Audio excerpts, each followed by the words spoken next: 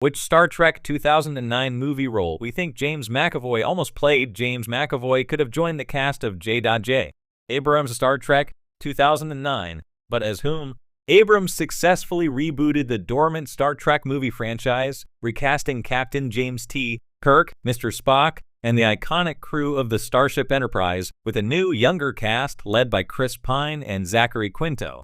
Star Trek 2009 proved audiences would accept different actors playing Star Trek, the original series characters, and Abrams' first Star Trek would become the highest-grossing Star Trek movie and spawn 2 sequels, Star Trek 2009's. Cast is one of the reasons it was a hit with audiences.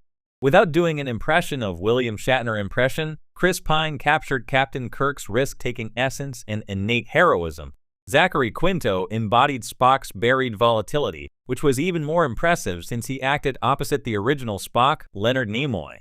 Carl Urban perfectly conveyed Dr. Leonard McCoy's irascible nature. Zoe Saldana charmingly revamped LT. Nyota Uhura, John Cho was just right for Mr. Sulu's swashbuckling cool, and Anton Yelchin brought out Ensign Pavel Chekhov's nervous energy.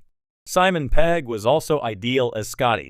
But who could James McAvoy have played in Star Trek? Our prediction for James McAvoy's Star Trek 2009 character is Scotty appearing as a guest on Happy Sad Confused podcast. James McAvoy told host Josh Horowitz that he almost joined the cast of J.J. Abrams' Star Trek 2009, but James didn't disclose which character. The logical character for James McAvoy would be L.T. Montgomery Scott, aka Scotty. McAvoy is Scottish, just like the Starship Enterprise's chief engineer. The role ultimately went to English actor Simon Pegg, who took over the role originated by James Doohan in Star Trek, the original series. James McAvoy said he decided to turn down his mystery role offer in Star Trek 2009 because he didn't think he was right for it. If the role was Scotty, perhaps McAvoy did not want to play the stereotypical Scotsman with the accent that James Doohan and Simon Pegg performed. McAvoy, who was not yet 30 when Star Trek 2009 was being cast, also may have had leading man aspirations, and he would soon get his chance as Professor X in 2011's X-Men First Class. McAvoy also revealed he told J.J.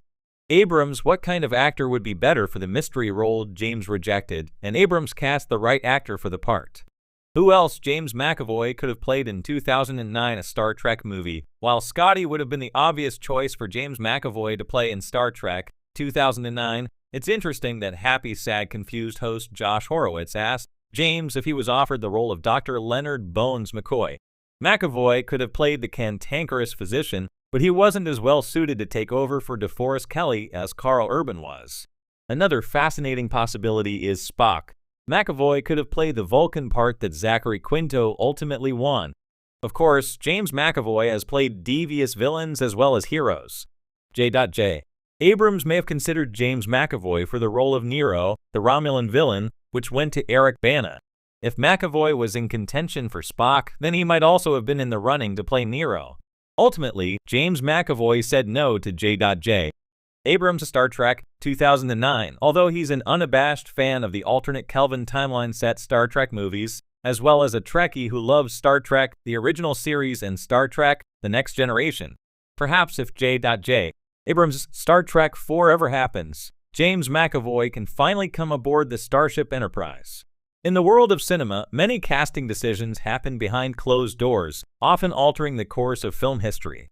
This was particularly true for J.J. Abrams' Star Trek reboot in 2009, which revitalized the classic sci-fi franchise for a new generation. The film not only brought back the iconic characters of the original series, but also required a new cast to embody these beloved roles. Though the movie ultimately featured an ensemble that won over both critics and fans, there's always been curiosity surrounding the casting process. Among the many names that were rumored or considered, one stands out: James McAvoy. Known for his versatile acting skills, McAvoy was already making waves in Hollywood. But what role might he have played in the Star Trek universe? The most likely character for McAvoy to have taken on is the young Montgomery Scotty Scott, the Enterprise's chief engineer.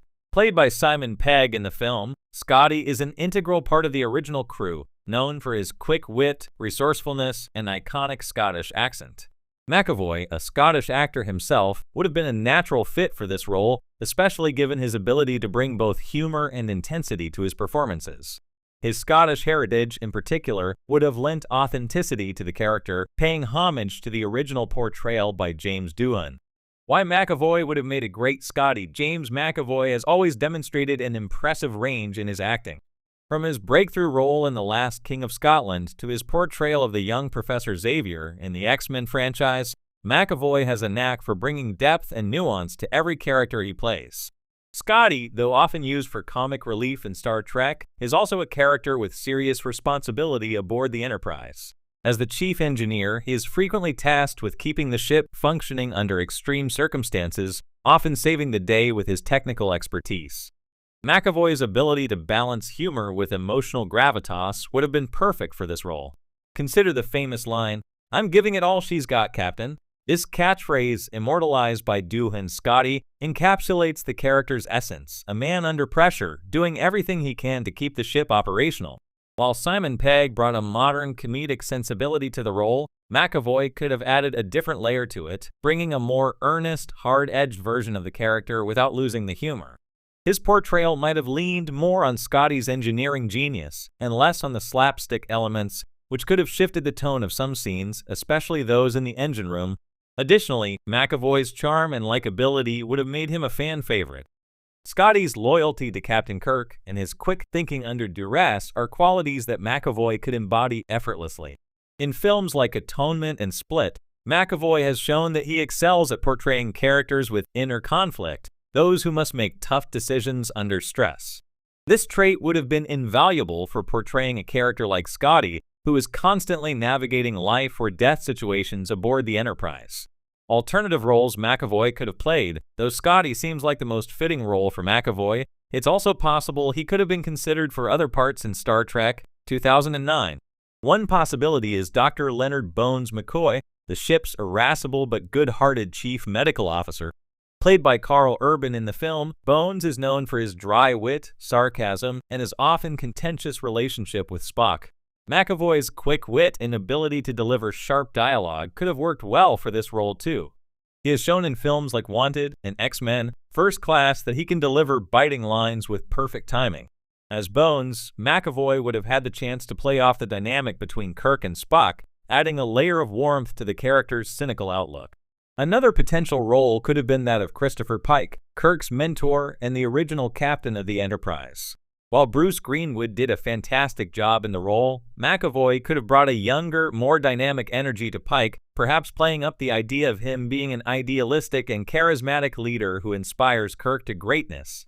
McAvoy's intensity and emotional range could have made the relationship between Pike and Kirk even more poignant, adding depth to Kirk's eventual rise to captain of the Enterprise. The realities of casting.